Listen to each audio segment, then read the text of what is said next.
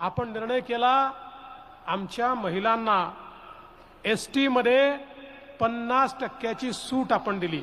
एसटीचं ticket महिला असली तर 50%च लागतं। हा निर्णय घेतल्यानंतर एसटीचे लोक आमच्याकडे आले, म्हणाले हो असा निर्णय तुम्ही करतात, आमची एसटी डबघाईला येईल, आमची एसटी नुकसानीत जाईल। मुख्यमंत्र्यांनी आम्ही सगळ्यांनी त्यांना सांगितलं काळजी करू नका, तुमच्या एसटीला आम्ही डबघाईला येऊ देणार नाही, आम्ही पैसे देऊ, आम्ही तुम्हाला मदत करू।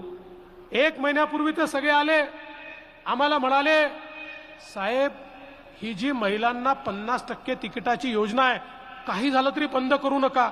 अरे म्हटलं तुम्ही तर रडत आले होते मागच्या वेळी।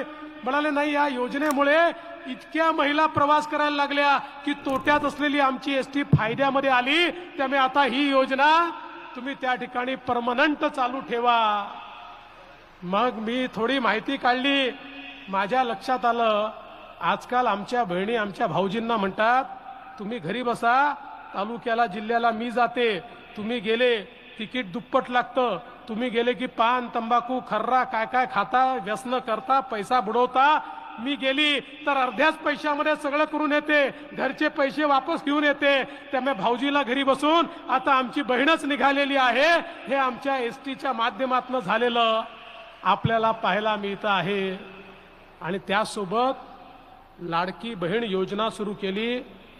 आमच्या बहिणींना त्या ठिकाणी रक्षाबंधनाची ओवाळणी, त्या ठिकाणी भाऊबीजेची ओवाळणी ही केवळ सणापुरती नाही तर आमच्या बहिणींना ती 12ही महिने मिळाली पाहिजे, प्रत्येक महिन्यात मिळाली पाहिजे।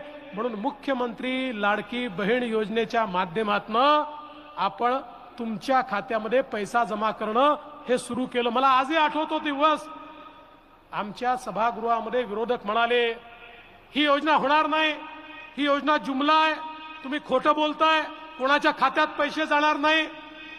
पण भगिनींनो रेकॉर्ड टाइम मध्ये 2,20,00,000 बहिणींच्या खात्यामध्ये पैसे पोचले।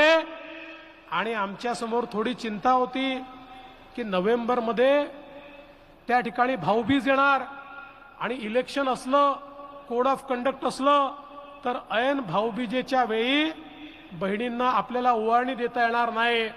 मग मुख्यमंत्री महोदय अजितदादा आम्ही सगळे बसलो, म्हटलं काय करायचं, आणि ठरवलं अरे बहिणीला ओवाळणी तर दिलीच पाहिजे।